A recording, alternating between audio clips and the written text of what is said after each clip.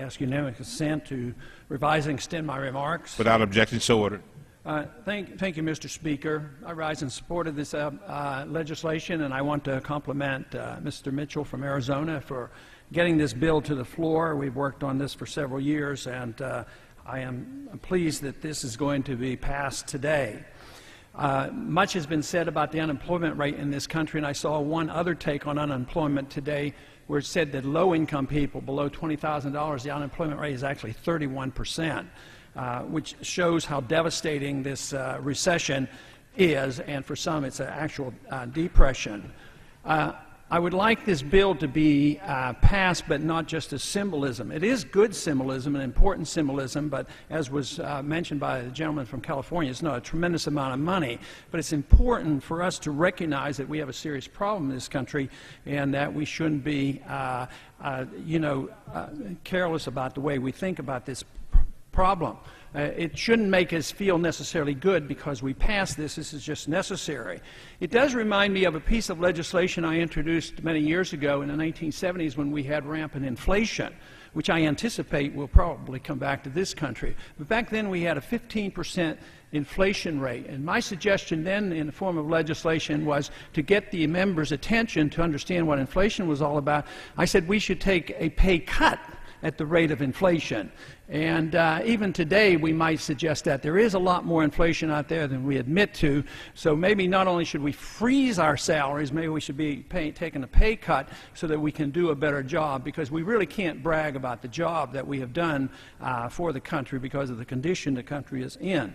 But I would like to extend this, this motivation to freeze the pay of congressmen to freezing a few other things. I would like to see our budget at least frozen where it is. That would go a long way to solving some of our budgetary problems.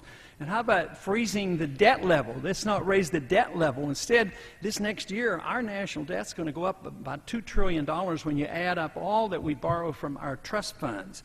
Also, I'd like to see a freeze on regulations, because the regulations usually backfire. There's unintended consequences. They cost a lot of money, and they act as a tax, and they don't improve the economy overall. I would be in support of freezing the welfare transfer system, the system that most people think wealth transfer is going to help all the poor people. The trouble is, wealth transfer system helps the rich people, and they're the ones who get the bailouts, and poor people don't. So a freeze on welfare transfer would be a long way toward restoring a free society and a constitutional government. Also, I think the consensus of the American people today is that we ought to freeze the bailouts. Let's not bail out anybody anymore, but it looks like it'll be a long time before that happens, because we have a monetary system where we have somebody over there called the Federal Reserve that says we can print money at will, and our job is to be the lender of last resort. That means to bail anybody and everybody out that needs money, and it looks like that will be domestic as well as international. I'd like to freeze the ability of the Federal Reserve to print money out of thin air. That, in moral terms, is counterfeit, and yet that is the encouragement for us to run up our deficits, because the Fed can come in and increase the money supply. A sound monetary system would have frozen anybody's ability to just create money out of thin air. I'd also like to freeze the income tax at the 1912 level. And that indeed would be a real boost to the people of this country. All of a sudden, there would be great wealth in the hands of the consumer.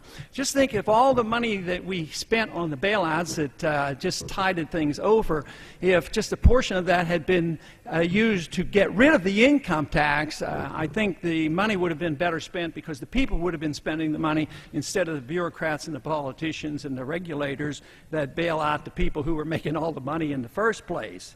But I'd also extend this freeze on to some other things too. I'd like to freeze some of our militarism. I think we have enough fighting going on. I don't think we should expand the war. I don't think we should be looking for another enemy. I'd like to freeze the sanctions on countries. I'd like to see a lot more free trade. I would like to see that the bombing is not extended, that we quit allowing our CIA to extend the bombing of countries that have not attacked us. I would also like to put a freeze on this concept of preventive war. This whole idea of concept of the preventive war means that we can literally start the war. So, yes, it's good that we're freezing the salaries of us here in the Congress. But if we really want to restore the Republic, we will freeze a lot of these other issues as well. And I yield back. Chair recognizes